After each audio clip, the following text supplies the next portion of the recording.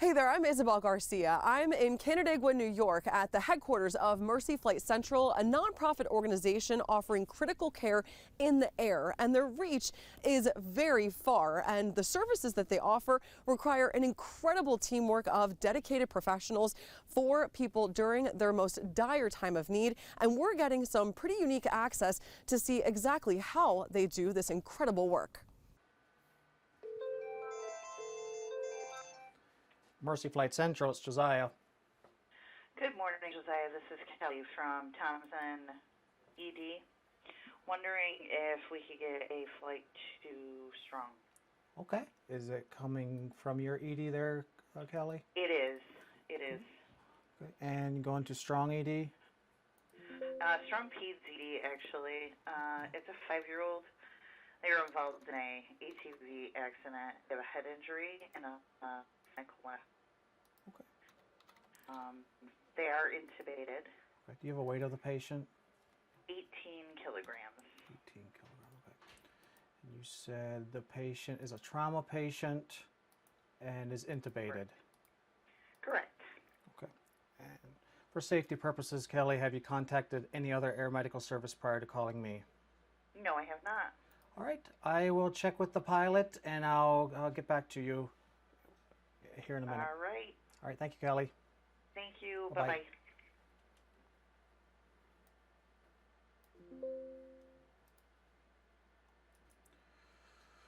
All right.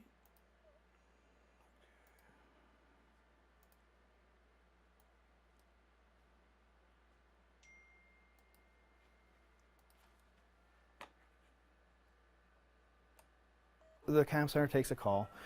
They'll put it out on an overhead page. Central 1, interfacility launch, FF Thompson to Strong Memorial Hospital.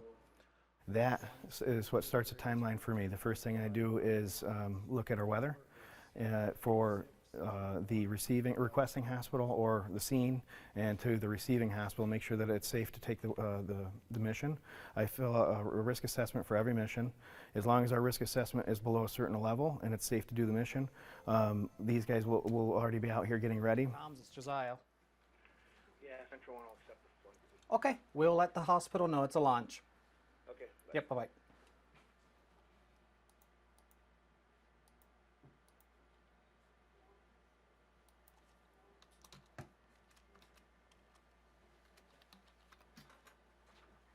Okay, so they're going to take it.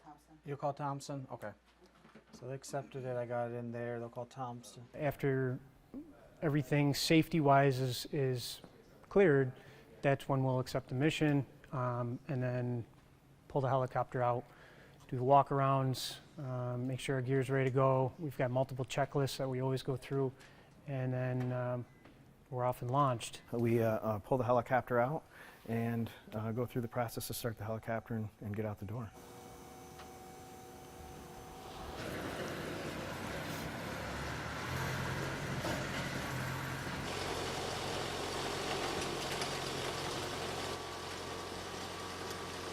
How many transports is any aircraft able to take? And then how does that play into responding to a scene with, like we saw in the 3-year crash, where there's so many, just the volume of those injured?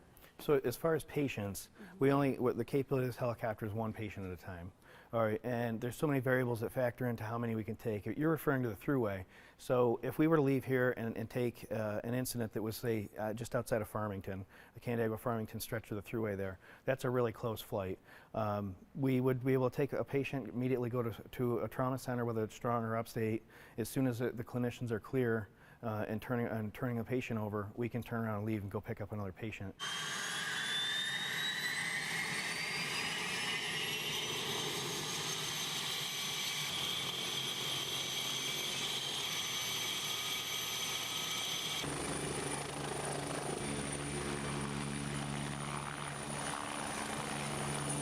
Once we do get airborne, that's kind of when we are able to get our patient information. They don't really page it out to us or let us know what we are, because that could reflect on us accepting the flight. So safety is number one priority to us. So then we get the page, we get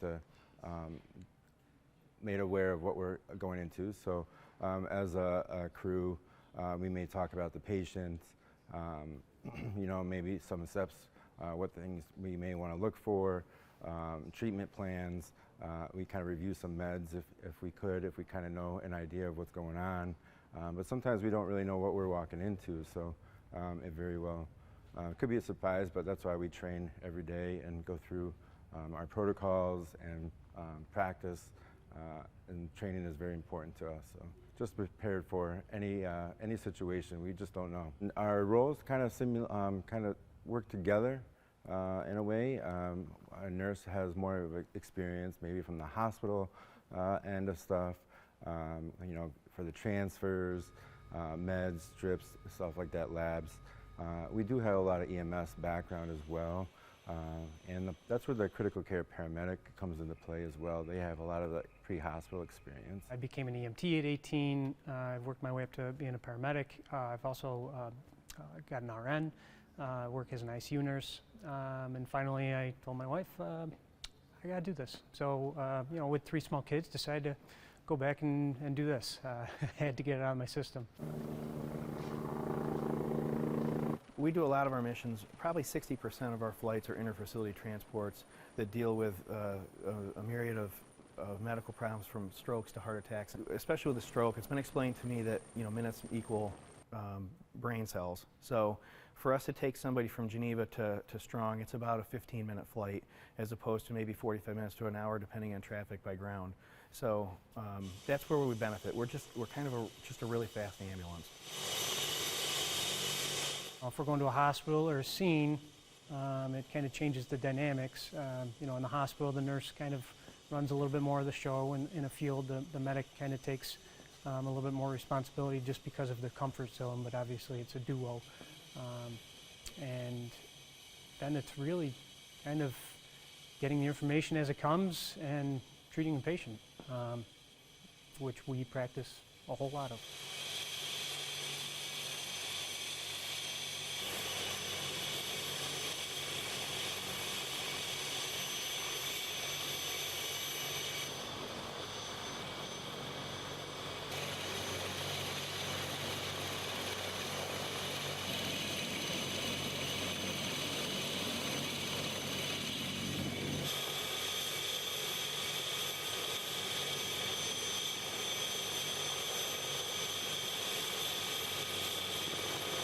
Guys in?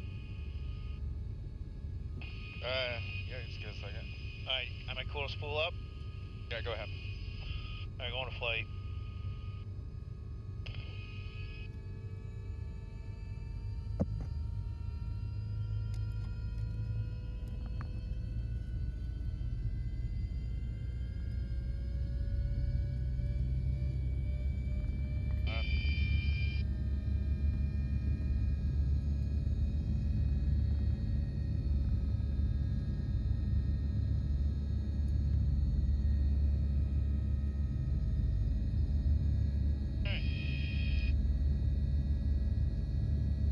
Alright, let me know when you guys are ready. We're ready to do a pre-check. Okay, 4 takeoff checks. Okay, walk around is complete. 5 check complete. Throttle. Full open. SAS. Bolt on, lights out. Doors. Both are all closed, lights out. Passengers are all secure.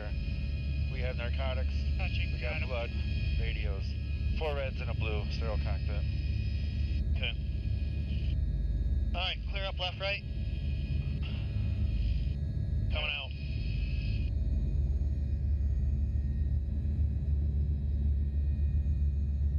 Flight controls feel normal. You have a positive rate of climb. Alright, so we got him at 20 mics, 20 kilos, so I'm gonna give him Okay, so this is let's just recap. This is a 5-year-old, 20 kilogram patient, fell about 10 feet out of a barn loft. He does have a head injury, traumatic brain injury, and grade 3 splenic lag. Central Comm, Central 1. We do have him intubated. He is adequately sedated. Tolerating the vent. if I can ask you as well, with the whole blood, transfer or transfusion ability in the sky, I understand it's been a couple years since that's been implemented now, correct? 2021 it went through, I understand. Yeah, that sounds about right. So I guess in your experiences, and in the flights that you've done, how essential is that service, and how critical is it to? It's amazing. It's amazing. Me being new, I can tell you, given it a handful of times when the scenario presents, and I've worked in the ICUs where we'll give packed red blood cells, and you'll see some improvements, but it's, you're given multiple bags, and it's an improvement slow over time. Our whole blood is phenomenal. I mean, you'll see a change in dynamic, the hemodynamics of the patient instantaneously. It's really amazing. And it's important to know that it all comes from donor funded, and that's the importance of the non-for-profit. Free fluid in his abdomen. Take some lungs. Answer your phone.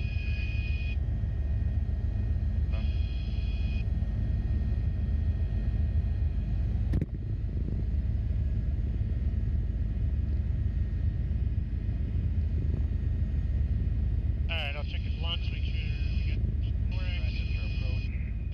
Packed red blood cells are, blood is donated, and then packed red blood cells, they centrifuge it down, they separate sort of the plasma, which is more of the liquid portion, and they keep the cells that transports hemoglobin, and that helps to transport the oxygen to the cells that need it. Where whole blood is everything that's taken out of a patient that donates is what we give. So it has all of the clotting factors, it has all of the hemoglobin, it has all of the essential parts to help stop bleeding and yet give that blood back. So it's really impressive to see it work. Having Mercy Flight, having whole blood, what it does, it's another tool in the toolbox for the team that is on Mercy Flight to save the life of a patient. Patients, especially those that have had significant traumatic injuries and blood loss, whole blood is really a key piece, especially if there's a significant transport time in terms of getting the person to the hospital.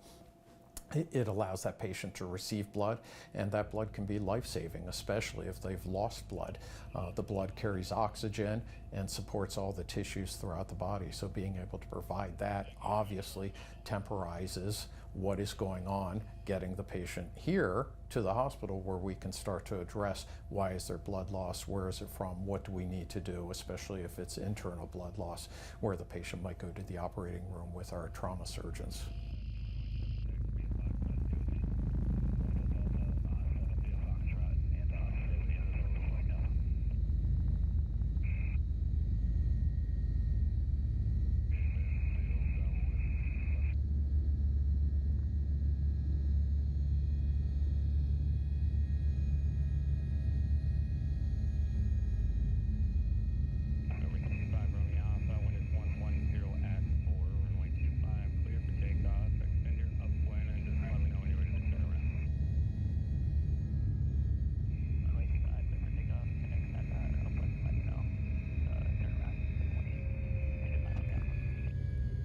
Alright guys, you get out. Alright.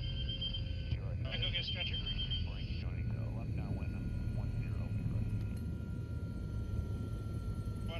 wanna grab her first? Garrett? Yeah.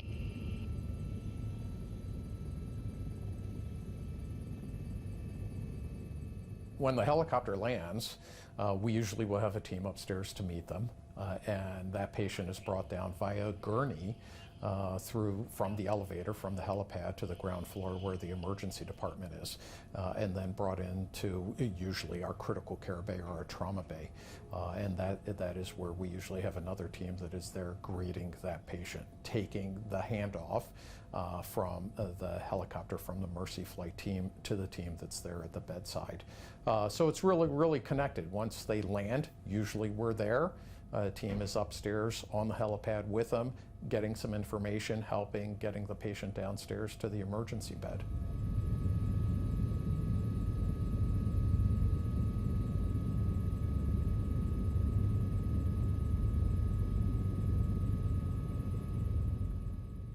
in terms of just the work that's done in transport, when a patient is arriving to Strong, how critical is it for all of the services that are rendered in the air before the patient arrives to Strong? Well, absolutely critical. I mean, we've always talked about EMS, emergency medical services, and in this case, flight services. If a life is going to be saved, it's usually going to be saved in the field. That is through their efforts, be it cardiac patients, trauma patients, or what have you. And for those patients that are coming by air, they're coming from some distance oftentimes, and those measures that they pursue in the air and en route are vital at saving lives. Communication is always key, and oftentimes we're alerted when Mercy Flight is en route to something. Just a heads up, hey, this is going on, be aware. And then dispatch will oftentimes let us know they're en route to you, this is what's happening, and then we will receive messaging or a call from the helicopter itself, from the medic on the helicopter, letting us know exactly what is going on, what's happening, and their approximate time of arrival. That allows us within the hospital, within the emergency department, to prepare. We have not only the emergency department, but we're connected to many other services, be they neurologic, cardiac, or trauma, that then we can activate and notify and have those teams ready.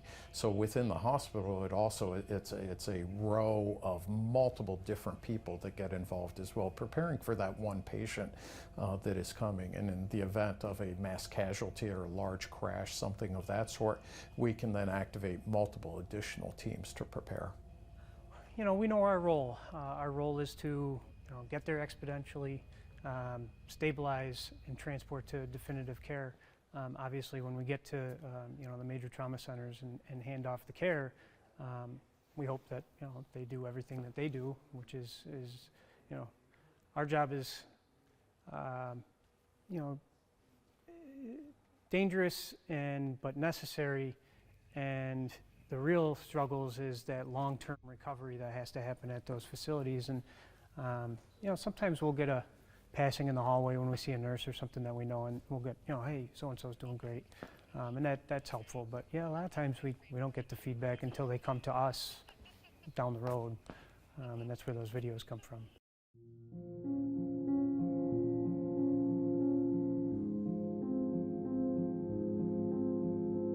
So it was June 8th. It was a Saturday.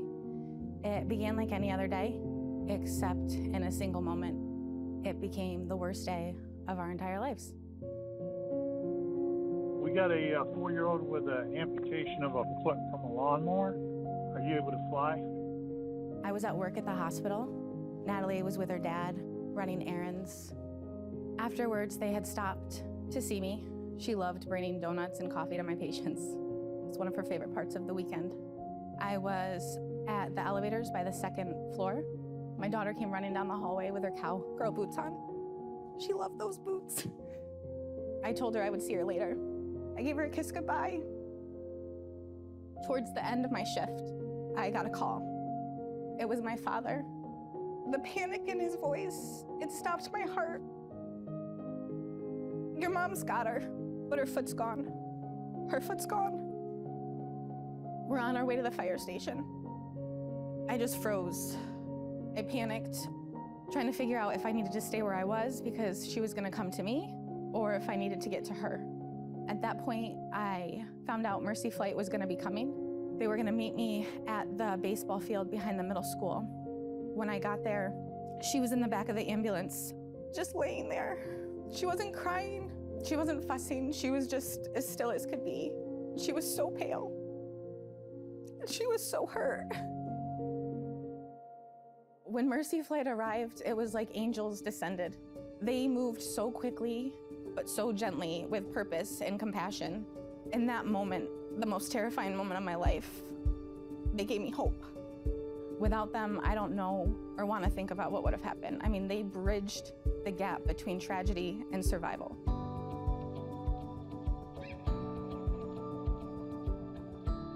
At the beginning of the call, I have no idea who it is. That's by design, so that you don't feel pressure, because obviously when it's someone like a child, the pressure you put on yourself is going to be higher because it's a kid, it's going to be more serious. From the area where we picked up our patient that morning to the hospital was going to be over an hour drive, and we were in the air and on the ground in about 18 minutes. That time savings is absolutely critical to helping to ensure that the patient can receive the best outcome that they possibly can. So the ground ambulance did a fantastic job prior to us getting there. They had her wounds dressed, bleeding controlled. Luckily, there was minimal bleeding. Pretty much wrapped her up in our life blanket, got out of the aircraft, and we did everything else en route to the hospital to reduce the out-of-hospital time, because we knew that she would need emergent surgery. The education and the training that we go through yearly is extremely in-depth, which leads to some great outcomes for these patients. She's an awesome little kid. She will totally be a rock star growing up. She wasn't crying. She was so stoic. She was the bravest little girl I've ever met. As a mother with 2 young kids, you have to compartmentalize and try to separate yourself from that situation, and that's a really hard challenge. When we landed on scene and we went into the ambulance, Mom was outside waiting for us. And before I even went in, I pulled her aside and told her what our game plan was, where we were going, how long the transport was going to take, and I took her number to be able to call her as soon as we got there. When we arrived at Upstate, one of the first things we did is call her, and I left my phone on speakerphone next to the bed with Natalie, and she talked to her mom through the entire trauma triage. Since the accident, she's achieved more than we could have ever imagined. Despite the trauma and the surgeries, she's found joy again. Laughing, playing, running. She's found her own sense of independence, and she's paving her own way. I mean, one of her greatest accomplishments is that she's walking. She's walking. I would tell anybody, any family, any person, that Mercy Flight is about more than emergency care. It's more than a helicopter in the sky. I mean, they're real life-saving heroes. It's about bringing families hope. It's about giving families second chances in the most scary, terrifying moments of their life. Mercy Flight's there. I mean, they saved our daughter. That kind of impact is immeasurable. We'll forever be grateful. When our world shattered and everything felt like it was falling apart, you showed up with so much calm, care, and compassion. You treated Natalie not just like a patient, but like she was your own. We'll forever be grateful. So thank you for doing what you do every single day with so much heart. You're able to help the person that's probably one of their worst days of their life. If it's a medical event, or a STEMI, or a stroke, or even a trauma patient, or a pediatric patient, just being able to help them in their needs. It could be life or death, and just being able to be there for them is very important. Growing up in healthcare, I was always looking at Mercy Flight as the best in the area, and I always wanted to be with the best, so that's why I'm here. And it's great to know that it's a community-based agency that covers most of Central New York. So it's nice to be a part of the community, and it's nice to serve the people that you live with. When I'm flying out of a base where I live near home, I'm flying to go help someone from the community, it's a great feeling. All right, sneaking hover power in.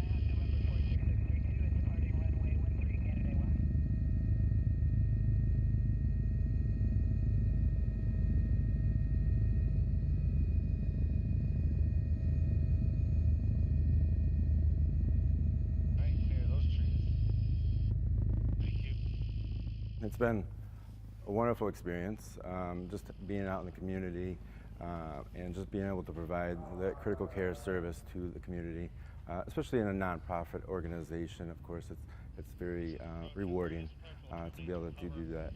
Then we'll do a left pedal turn here and go to the Dally.